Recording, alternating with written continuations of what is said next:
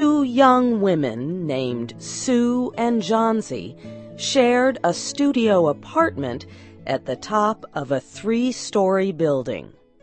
Johnsy's real name was Joanna. In November, a cold, unseen stranger came to visit the city. This disease, pneumonia, killed many people. Johnsy lay on her bed, hardly moving. She looked through the small window. She could see the side of the brick house next to her building. One morning, a doctor examined Johnsy and took her temperature. Then he spoke with Sue in another room. "She has one chance in, let us say, 10, he said, "and that chance is for her to want to live. Your friend has made up her mind that she is not going to get well.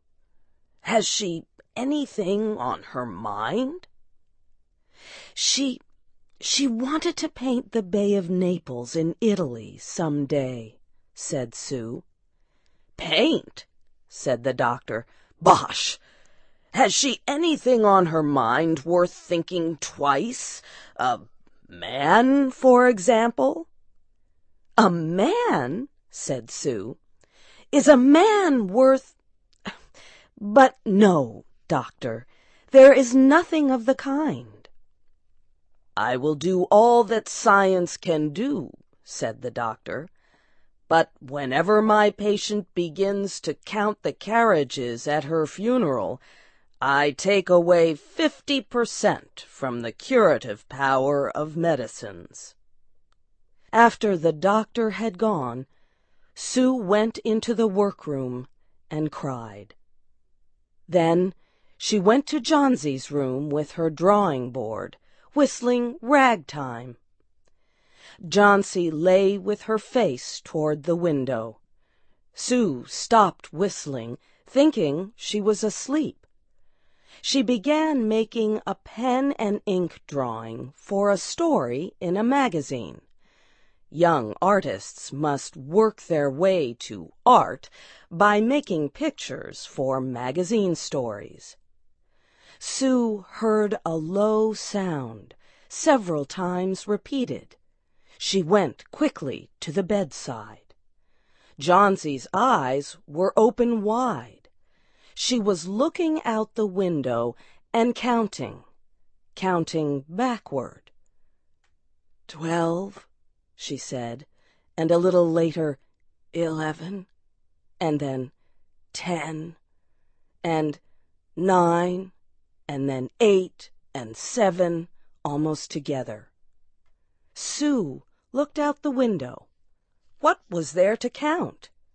There was only an empty yard and the blank side of the house 7 meters away. An old ivy vine, going bad at the roots, climbed halfway up the wall. The cold breath of autumn had stricken leaves from the plant until its branches, almost bare, hung on the bricks. "What is it, dear?" asked Sue. 6, said Johnsy quietly. "They're falling faster now. 3 days ago there were almost 100. It made my head hurt to count them. But now it's easy. There goes another one. There are only 5 left now." "5 what, dear?" asked Sue. "Leaves on the plant. When the last one falls, I must go too. I've known that for 3 days. Didn't the doctor tell you?" "Oh, I never heard of such a thing," said Sue. "What have old ivy leaves to do with your getting well? And you used to love that vine. Don't be silly. Why, the doctor told me this morning that your chances for getting well real soon were— let's see exactly what he said.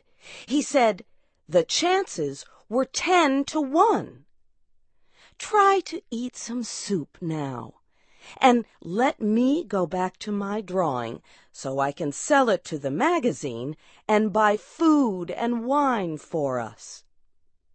"You needn't get any more wine," said Johnsy, keeping her eyes fixed out the window. "There goes another one. No, I don't want any soup. That leaves just 4. I want to see the last one fall before it gets dark. Then I'll go too." "Johnsy, dear," said Sue, "will you promise me to keep your eyes closed and not look out the window until I'm done working? I must hand those drawings in by tomorrow."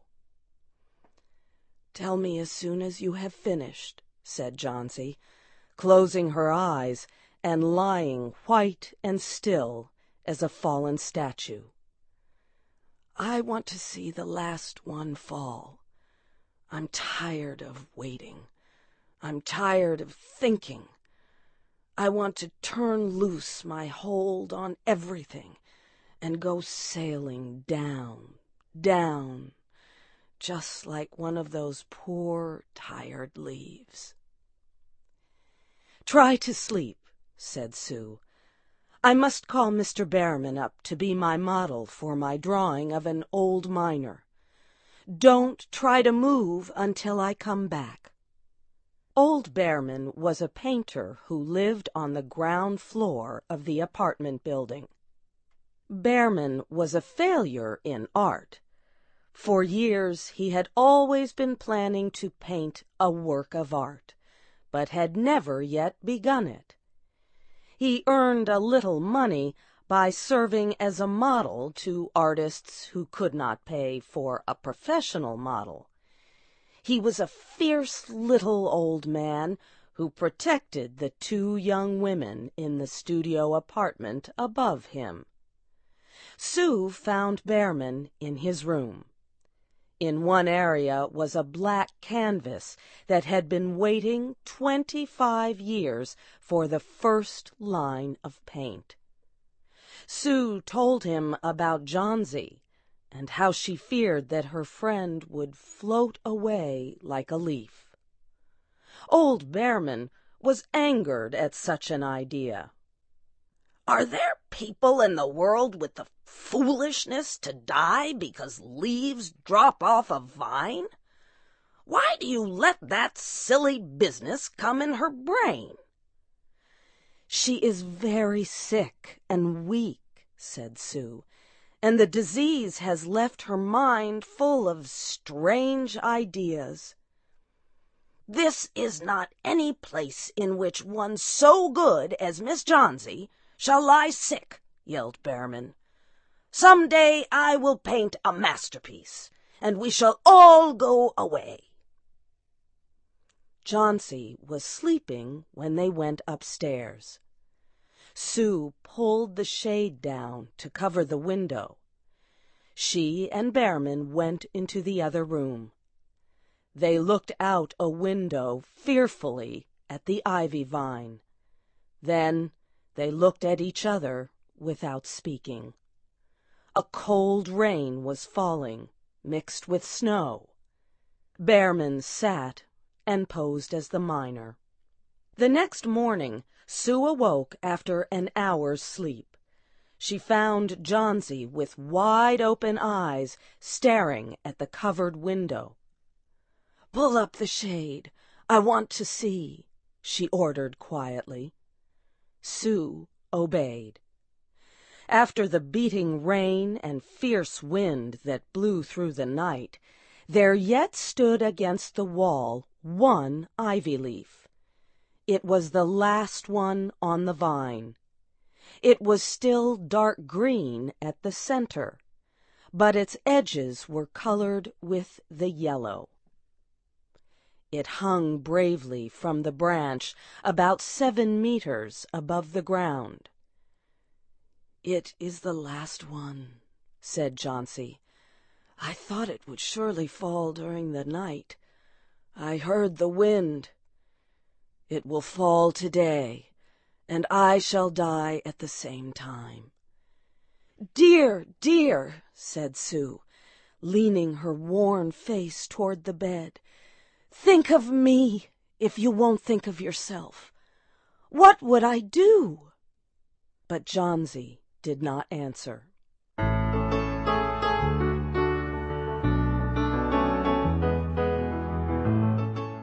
The next morning, when it was light, Johnsy demanded that the window shade be raised. The ivy leaf was still there. Johnsy lay for a long time looking at it. And then she called to Sue, who was preparing chicken soup. "I've been a bad girl," said Johnsy. "Something has made that last leaf stay there to show me how bad I was. It is wrong to want to die. You may bring me a little soup now."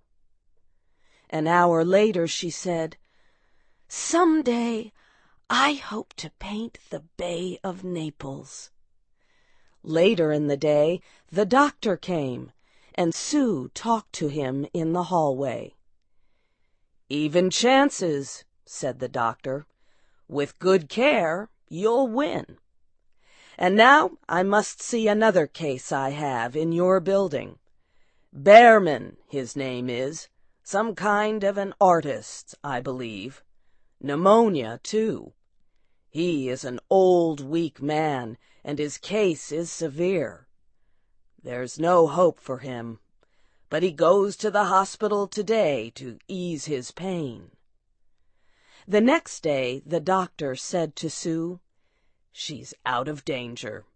You won. Nutrition and care now. That's all."